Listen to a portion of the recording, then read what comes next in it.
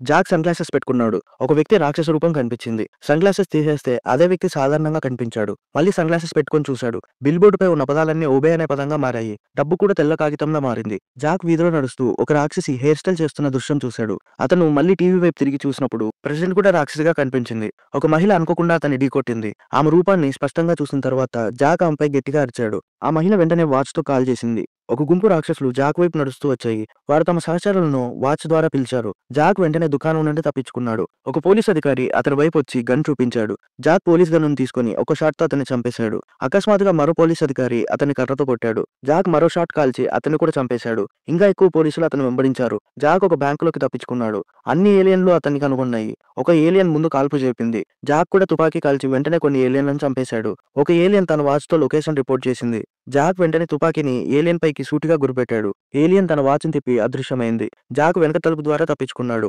తర్వాత అతను టామ్ కి సన్ గ్లాసెస్ గురించి నిజం చెప్పాడు. కానీ టామ్ అతన్ని కొట్టాడు. జాక్ ముక్కు నుండి వచ్చిన రక్తాన్ని తుడుచుకొని టామ్ ని కొట్టాడు. జాక్ అవకాశం చూసి అతన్ని ఎగరేశాడు. తర్వాత అతని కళ్ళకు సన్ గ్లాసెస్ పెట్టాడు. చివరికి నిజం తెలిసింది. ఈ మూవీ నేమ్ దే అలైవ్.